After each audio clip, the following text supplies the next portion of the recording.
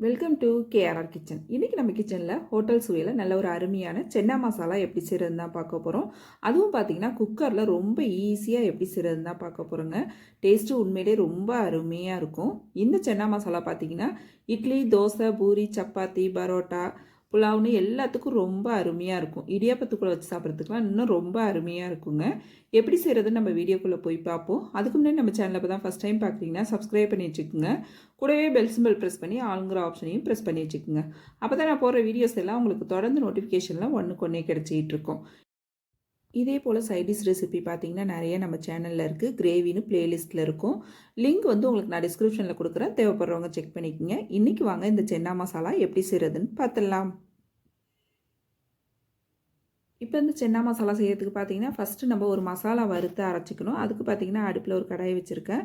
அதில் ஒரு 2 டீஸ்பூன் அளவுக்கு எண்ணெய் சேர்த்துக்கிறேன். அதில் பார்த்தீங்கன்னா ஒரு 1/2 டீஸ்பூன் ஜீரகம், 1/2 டீஸ்பூன் மிளகு, 1/2 டீஸ்பூன் சோம்பு, 3 டீஸ்பூன் அளவுக்கு வரமல்லி சேர்த்துருக்கேன். 2 தக்காளி பழம், கொஞ்சமாக இஞ்சி துண்டு சின்னதாக, ஒரு 10 பல் பூண்டு, 4 5 வரமிளகாய், 1 டீஸ்பூன் அளவுக்கு கசகசா சேர்த்துருக்கேன்.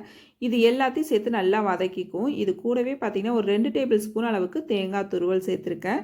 இந்த தேங்காயை நல்லா வதக்கிக்கணும். நம்ம வதக்கிட்டு அரைக்கும் போது தான் கிரேவிக்கு நல்ல ஒரு டேஸ்ட்டு கொடுக்கும்.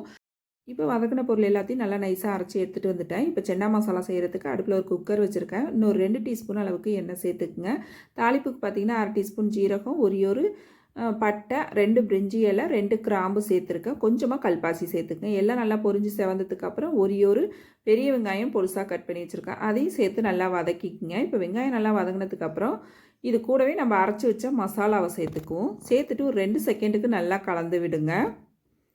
நல்லா ஒரு 2 செகண்டுக்கு வதக்கி விட்டதுக்கப்புறம் இதில் ஒரு 1/2 டீஸ்பூன் மஞ்சத்தூள், 1/2 டீஸ்பூன் அளவுக்கு கரம் மசாலா சேர்த்துருக்கேன். 1 டீஸ்பூன் அளவுக்கு கஸ்தூரி மேத்தி சேர்த்துருக்கேன். வெந்தயக்கீரை பவுடர் அது இருந்தால் சேர்த்துக்குங்க, அப்படி இல்லைன்னா தேவையில்லை. சேர்க்கும் போது பார்த்திங்கன்னா நல்ல ஒரு டேஸ்ட்டு கொடுக்கும். அப்புறம் இந்த கிரேவிக்கு தேவையான அளவு உப்பு சேர்த்துட்டு நல்லா ஒரு 2 செகண்டுக்கு வதக்கி விடுங்க. அதுக்கப்புறம் ஒரு 250 கிராம் அளவுக்கு கருப்பு கொண்டக்கடலை ஊற வச்சு வச்சுருக்கேன்.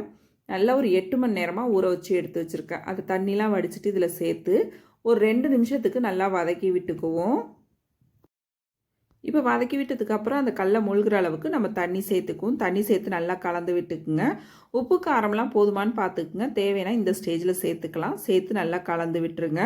நல்லா ஒரு கொதி வந்ததுக்கு அப்புறம் தான் நம்ம குக்கர் மூடி போட்டு வேக வைக்கணும். குக்கர் மூடி போட்டு நல்லா ஒரு மீடியம் ஃப்ளேமில் 5 விசில் வச்சு எடுத்துக்குங்க. அப்போ தான் நல்லா கடலை நமக்கு நல்லா சாஃப்டாக வெந்து வரும்.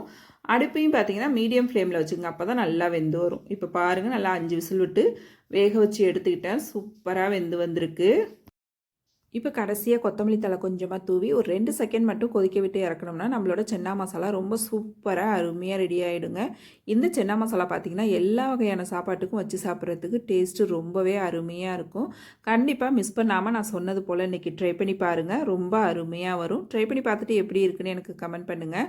என்னோட இந்த ரெசிபி பிடிச்சிருந்ததுன்னா லைக் பண்ணுங்கள், ஷேர் பண்ணுங்கள். மறக்காமல் நம்ம கேஆர்ஆர் கிச்சனை சப்ஸ்கிரைப் பண்ணி வச்சுக்கோங்க. நாளைக்கு வேறொரு ரெசிபியோடு சந்திப்போம். தேங்க்ஸ் ஃபார் வாட்சிங்.